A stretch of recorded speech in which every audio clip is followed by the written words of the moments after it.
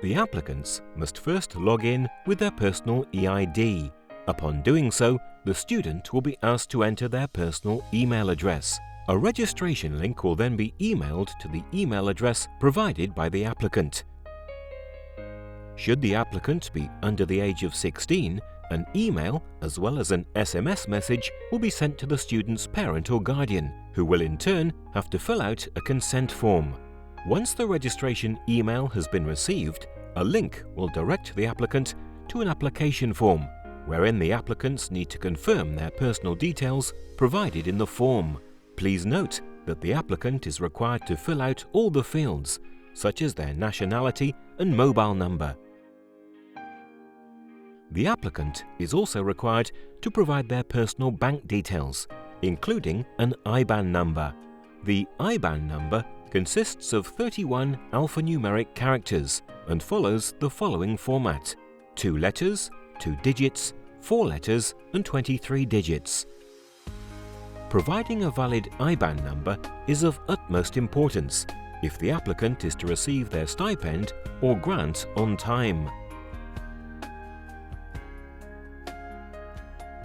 In the following section, applicants must indicate whether they have been living in the Maltese Islands for the past 5 years, whether they are applying for a stipend or a grant for the first time, whether they will be sitting for resits in September that might affect the school or college to which the applicant will be applying to, or whether they are applying for a course under the maturity clause. Next, the applicants must provide the details of the institution which they will be attending. Applicants must indicate whether they are commencing their first year, being promoted to the subsequent year, repeating a scholastic year, or whether they are changing their course of studies.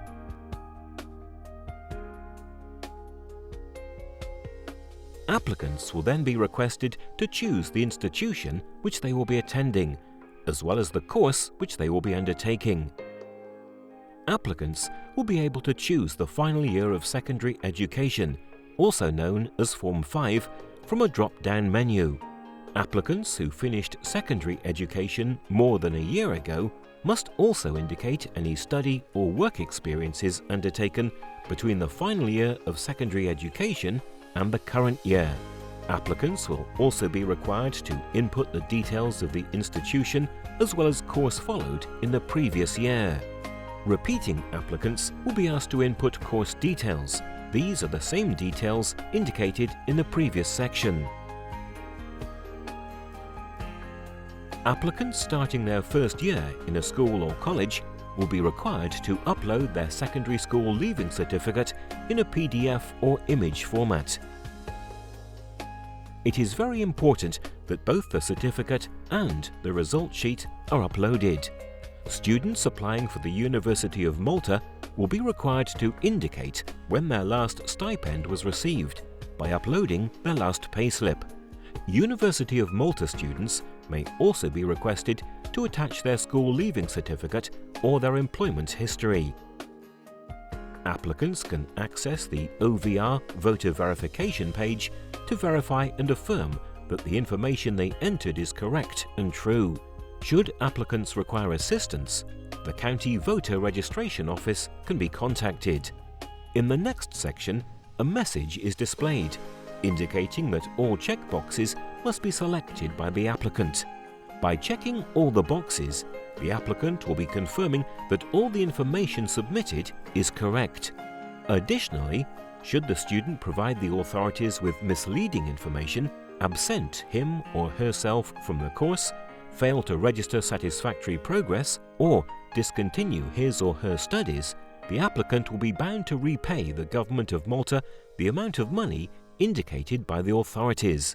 By checking all the boxes, the applicant will also be authorizing the respective authorities to verify the information submitted as may be necessary.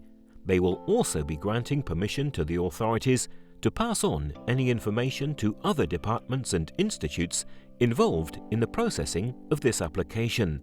And finally, applicants will be agreeing to authorize the respective authorities to take any necessary action as may be seen necessary to recover any overpayments or amounts due by the applicants.